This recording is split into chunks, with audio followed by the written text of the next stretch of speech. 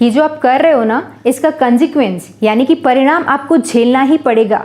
Wait, मैं आपको डरा नहीं रही हूँ, मैं आपको जस्ट बता रही हूँ कि कंसिक्वेंस एक ऐसा वर्ड है जिसको यूज़ करो अगर आप, तो आपकी लैंग्वेज काफ़ी इंप्रूव लगेगी। और इसको यूज़ करने के लिए बिल्कुल इंग्लिश आने की ज़रूरत नहीं है, जैसा कि मैंने अभी ये सेंटेंस यूज़ किया था। इसके अलावा भी बहुत सारे ऐसे वर्ड्स हैं जिनको आप बहुत आसानी से अपनी लैंग्वेज में शामिल कर सकते हो, अपनी लैंग्वेज को इम्प्रूव कर सकते हो। जैसे जस्टिफाई, तुम अपने आप को जस्टिफाई करने की कोशिश मत करो। जस्टिफाई करना मतलब खुद को सही साबित करना। और कैसे वर्ड्स हो सकते हैं, जैसे आपको थोड़ा पोलाइट होना चाहिए, राइट? उसका डिटर्मिनेशन बहुत स्ट्रांग है, वो साउथर्न एक्सेंट में बात करती है। या फिर समहाउ मैं वो जॉब पा ही लूँगा, समहाउ यानी जैसे तैसे। तो अगर आप ऐसे वर्ड सीखना चाहते हैं जो हम अपनी डेली लाइफ में बहुत यूज़ करते हैं, इनफैक्ट सबसे ज़्यादा यूज़ किए जाने वाले कुछ वर्ड्स इस वीडियो में मैं आपको बताने वाली हूँ, तो अगर वो आप सीखना चाहते हैं तो इस वीडियो को एंड तक देखिएगा। तो चलिए वीडियो में आगे बढ़ते हैं और स्टार्ट करते हैं हमारा आज का लेसन और सीखते हैं 30+ मोस्ट यूजफुल इंग्लिश वर्ड्स जिनको आप विदाउट इंग्लिश भी बहुत अच्छे से ग्रेसफुली यूज़ कर सकते हो। Let's start the video. तो सबसे पहला वर्ड है हमारी लिस्ट में जस्टिफाई। जस्टिफाई का मतलब होता है सही साबित करना या फिर उचित ठहराना। जैसे अगर मैं ये बोलूँ कि खुद को जस्टिफाई मत करो, तो इसका मतलब ये हुआ कि तुम खुद को सही साबित करने की कोशिश मत करो। तर्क वितर्क करके, कुछ स्टेटमेंट्स देके जब आप खुद को सही साबित करने की कोशिश करते हैं तो उसको बोलते हैं जस्टिफाई करना। एग्जाम्पल देखो इसके ऊपर, don't try to justify yourself. Don't try to justify yourself यानी तुम खुद को सही साबित करने की या सही ठहराने की कोशिश मत करो। वो बहुत कोशिश कर रही थी खुद को जस्टिफाई करने की, यानी वो खुद को सही साबित करने की बहुत कोशिश कर रही थी। तो जस्टिफाई एक बहुत ब्यूटीफुल वर्ड है, बोलचाल में बहुत यूज़ होता है। नेक्स्ट वर्ड है हमारी लिस्ट में ह्यूमिलिएट। ह्यूमिलिएट का मतलब होता है अपमान करना या नीचा दिखाना। जैसे सबको ह्यूमिलिएट करना उसका नेचर है, उसने मुझे ह्यूमिलिएट किया यानी उसने मुझे नीचा दिखाया या उसने मेरा अपमान किया। इंग्लिश एग्जाम्पल देखो इसका, why do you always try to humiliate me. Why do you always try to humiliate me यानी तुम हमेशा मुझे नीचा दिखाने की कोशिश क्यों करते हो, तुम मुझे हमेशा ह्यूमिलिएट क्यों करते हो।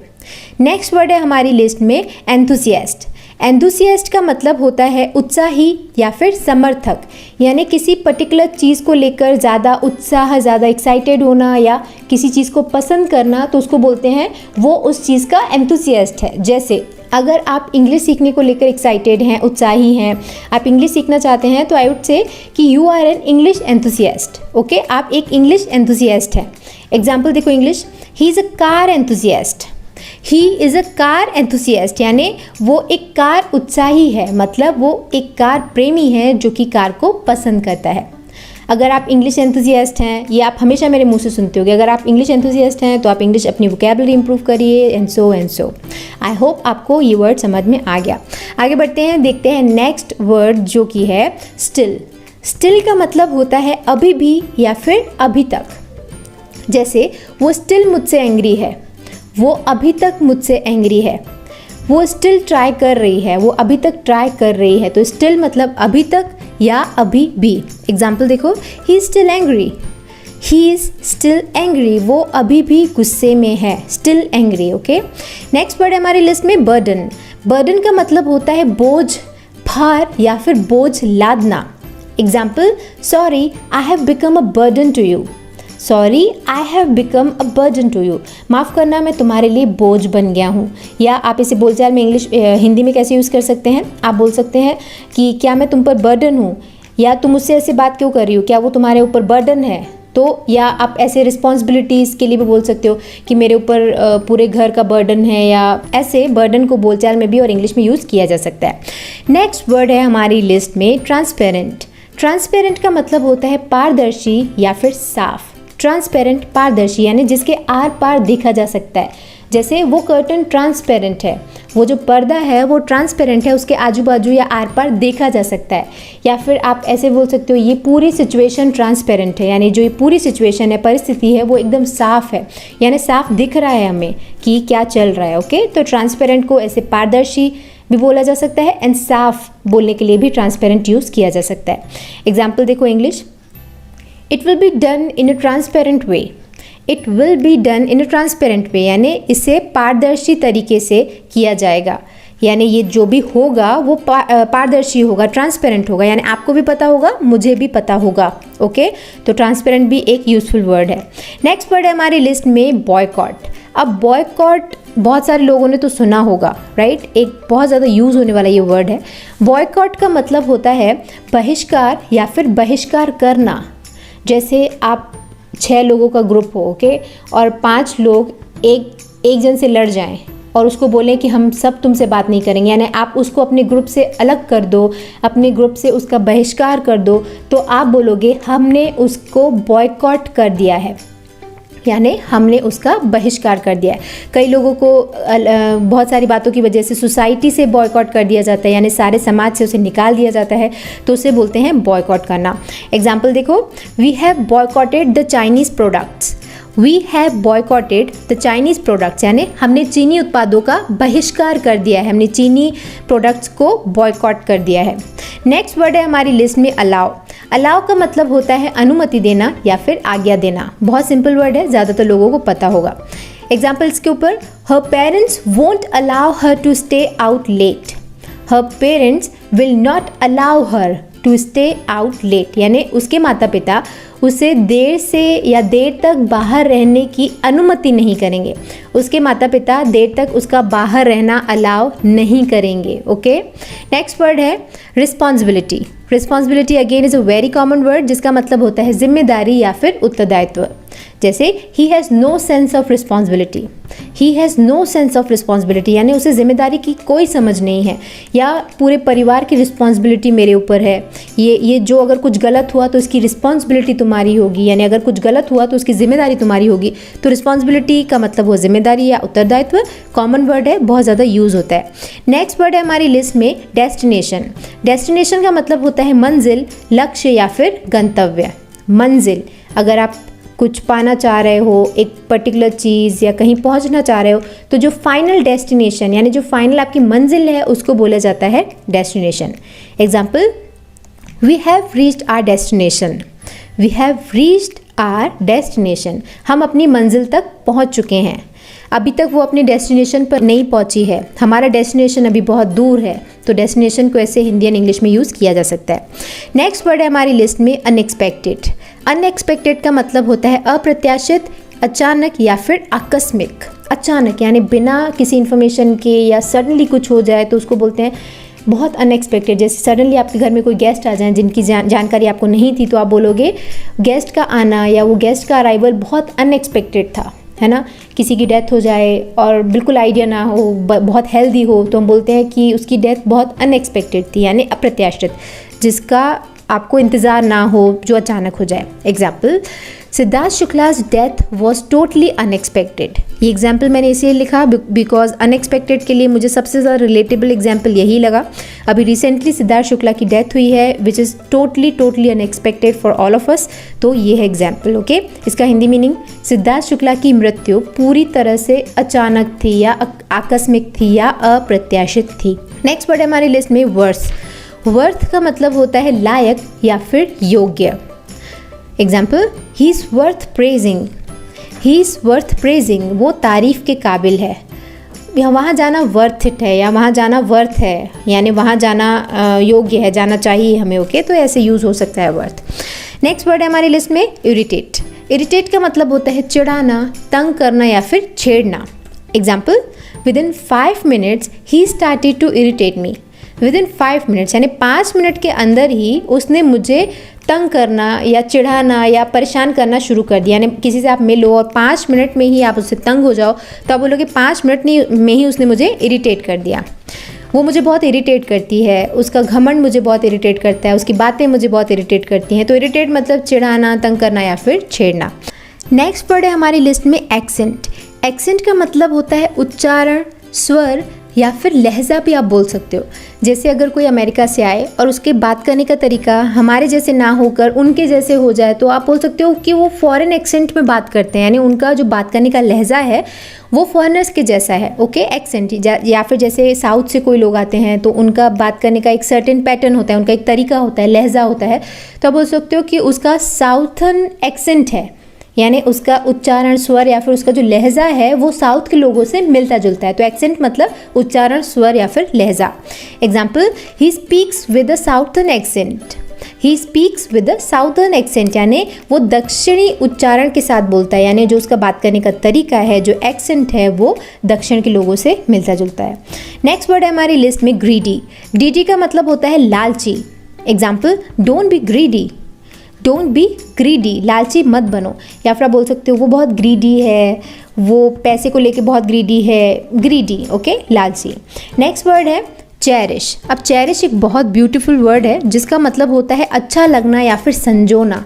जैसे आप बोलते हो ना किसी की यादें संजो के रखना, तो उसको बोलते हैं कि यादों को चेरिश करना। चेरिश करना मतलब संजो के, संभाल के रखना। एग्जाम्पल देखो, I cherish her memories for ever. I cherish her memories for ever, मैं उसकी यादों को हमेशा संजो कर रखूँगा, यानी मैं हमेशा उसकी यादों को एकदम संभाल के रखूँगा। ओके। नेक्स्ट वर्ड है अपॉर्चुनिटी। अपॉर्चुनिटी का मतलब होता है अवसर या फिर मौका। Example, we are waiting for the right opportunity. We are waiting for the right opportunity, हम सही मौके का इंतज़ार कर रहे हैं, हम सही अपॉर्चुनिटी का इंतज़ार कर रहे हैं। यही मौका है, यानी यही अपॉर्चुनिटी है कि तुम्हें मेहनत करनी चाहिए। या अपॉर्चुनिटी बार बार नहीं आती है, तो अपॉर्चुनिटी को हिंदी एंड इंग्लिश में ऐसे यूज़ किया जा सकता है। नेक्स्ट वर्ड है कंसर्न। कंसर्न का मतलब होता है चिंता करना या फिर चिंतित होना। Example, he was concerned about her health. He was concerned about her health, वो उसके स्वास्थ्य के बारे में चिंतित था, वो उसके हेल्थ के बारे में कंसर्न्ड था। या फिर आप ऐसे कैसे हिंदी में बोल सकते हो, जैसे तुम्हें ज़्यादा कंसर्न दिखाने की ज़रूरत नहीं है, यानी तुम्हें ज़्यादा चिंता करने की ज़रूरत नहीं है। वो उसको लेके बहुत कंसर्न्ड रहता है, वो उसको लेके बहुत चिंतित रहता है। तो कंसर्न एक बहुत ब्यूटीफुल वर्ड है। नेक्स्ट वर्ड है गोल। गोल का मतलब होता है लक्ष्य या फिर उद्देश्य। Example, my ultimate goal in life is to get successful. My ultimate goal यानी जो मेरा आखिरी उद्देश्य है, यानी मेरे जीवन का जो अंतिम लक्ष्य है वो है सफल होना। My ultimate goal in life is to get successful. Okay. या आप सिंपली ऐसे बोलते हो ना कि लाइफ में तुम्हारा गोल क्या है, यानी तुम क्या चाहती हो, तुम्हारा लक्ष्य क्या है।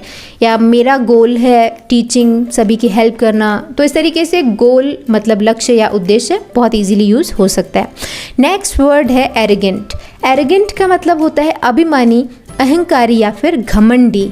जो खुद के अलावा किसी को कुछ ना समझे उसको बोला जाता है घमंडी, और घमंडी को बोला जाता है एरोगेंट।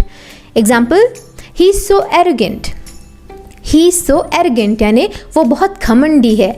और नेक्स्ट हिंदी में कैसे बोलोगे, मुझे एरोगेंट लोग बिल्कुल पसंद नहीं है, यानी मुझे घमंडी लोग बिल्कुल पसंद नहीं है। And actually I really hate arrogant people.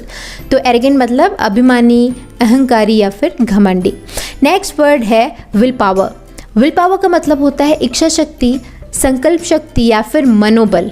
मनोबल यानी आपका मेंटल पावर। अगर आप बोलो कि मैं सुबह 6 बजे उठूँगा तो आप 6 बजे उठ ही जाओ, तो उसको बोलेंगे विल पावर, इच्छा शक्ति। यानी जो आप चाहो उसको पाने के लिए पूरी एफर्ट लगाओ और उसको पा ही लो, willpower. Okay. Example, I don't have the willpower to exercise.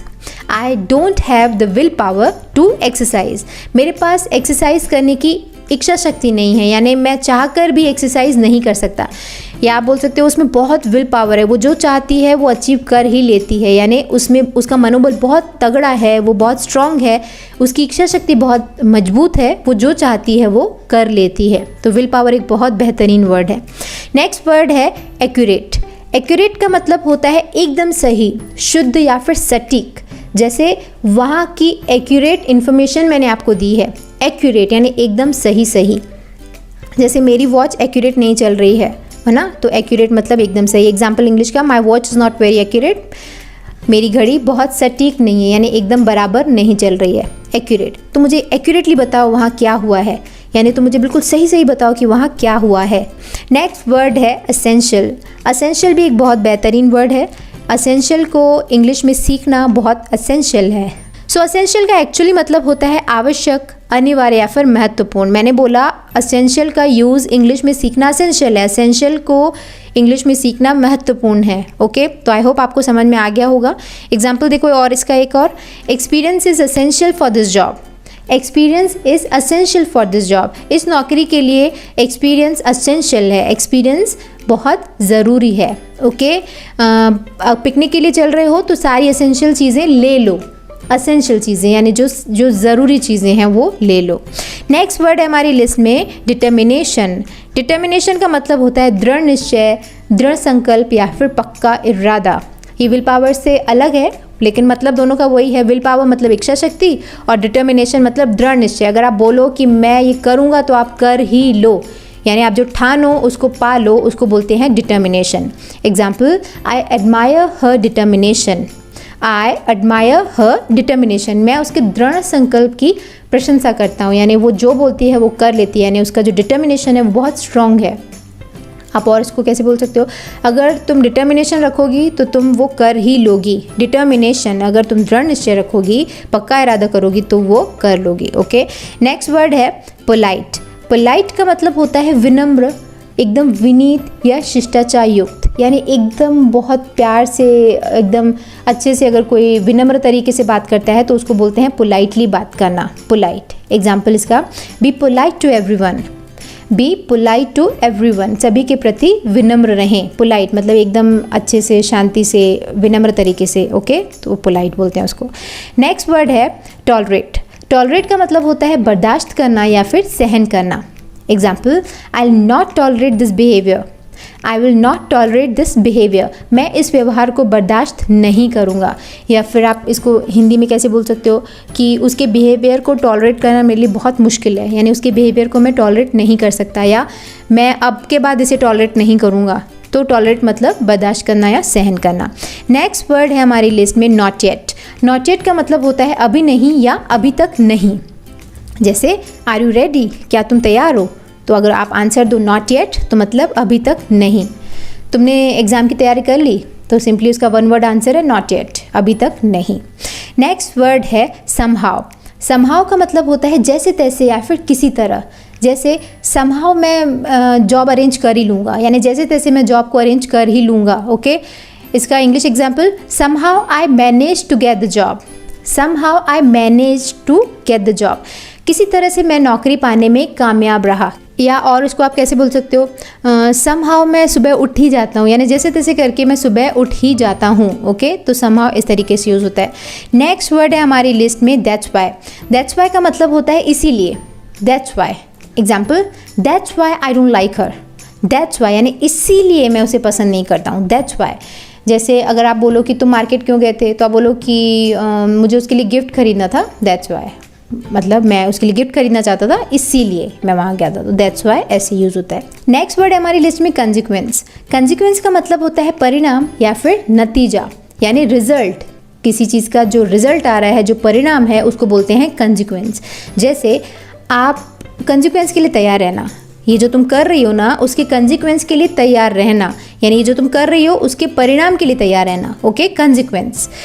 इसका एग्जाम्पल एक और देख लो, it is the consequence of her sin. It is the consequence of her sin, यानी ये उसके पाप का परिणाम है। ये उसके ये जो सक्सेस है उसके हार्डवर्क का कंसिक्वेंस है, यानी उसके हार्डवर्क का रिजल्ट है कंसिक्वेंस। ओके, अब नेक्स्ट और लास्ट वर्ड है हमारी लिस्ट में कंपलसरी। कंपलसरी का मतलब होता है आवश्यक या फिर अनिवार्य, यानी एकदम ज़रूरी। कंपलसरी, अगर मैं बोलूँ कि आपको यहाँ साइन करना कंपलसरी है तो मतलब आपको यहाँ साइन करना ज़रूरी है। इसका English example, English is compulsory for all students. English is compulsory for all students, यानी इंग्लिश सभी विद्यार्थियों के लिए अनिवार्य है। जैसे स्कूल में कोई सब्जेक्ट है कि आप केमिस्ट्री फिजिक्स सिलेक्ट करो, ये चलेगा, बट इंग्लिश तो कंपलसरी, यानी इंग्लिश तो लेना ही पड़ेगा। ओके, तो आई होप आपको सारे वर्ड्स अच्छे लगे, उनका यूज़ अच्छा लगा। वीडियो पसंद आया तो ये वीडियो को लाइक और शेयर करना कंपलसरी है। यस, इस वीडियो को लाइक और शेयर करना अनिवार्य है, तो वीडियो को लाइक शेयर करिएगा। और अगर आपका कोई डाउट है या आपका कोई सजेशन है या आपको जो वर्ड अच्छा लगा, यानी आपका जो भी थॉट है अभी करंटली, उसको नीचे कमेंट सेक्शन में लिख कर बताइएगा। I wait for comments. So इस वीडियो को एंड करने का टाइम आ चुका है। आई होप ये वीडियो लेसन आपको अच्छा लगा। अगर वीडियो पसंद आया तो इसे लाइक करिएगा और शेयर भी करिएगा। नो मैटर आप किस व्हाट्सएप ग्रुप में ऐड हैं, जहाँ भी आप ऐड हैं उसे शेयर कर दीजिए। हो सकता है ये ऐसे लोगों के पास पहुँचे जिनको ऐसे वीडियोज़ की ज़रूरत है, जो इंग्लिश सीखना चाहते हैं, तो वीडियो को शेयर ज़रूर करिएगा। और अगर ये वीडियो आपको अच्छा लगा, ऐसे वीडियोज़ आप और भी देखना चाहते हैं जो वर्ड्स जो सबसे ज़्यादा यूज़ किए जाते हैं इंग्लिश में, तो उसका लिंक मैं आपको नीचे डिस्क्रिप्शन में दे दूंगी, वहाँ से वीडियोज़ आप देख सकते हैं। एंड अगर आप पहली बार इस चैनल पर आए हैं और आप ऐसे यूज़फुल वीडियोज़ देखते रहना चाहते हैं तो इन्फॉर्मेशन सेंटर को सब्सक्राइब ज़रूर करिएगा और उसके बाजू में जो बेल आइकन है उसको प्रेस करना बहुत ज़रूरी है, नहीं तो आपके मोबाइल में नोटिफिकेशन नहीं आएगा जब इस चैनल पर कोई नया वीडियो अपलोड होगा, राइट। तो सब्सक्राइब करके बेल आइकन को प्रेस कर दीजिएगा। एंड इस वीडियो के बारे में आपकी कौन सी ओपिनियन है, आपने क्या सोचा, कौन सा वर्ड आपको अच्छा लगा, वो आप मुझे नीचे कमेंट सेक्शन में लिखकर बताइएगा। I wait for comments. On that note I am signing off. मिलते हैं हमारे अगले वीडियो में एक और नए टॉपिक के साथ। See you in the next video. Bye bye. Thanks for watching.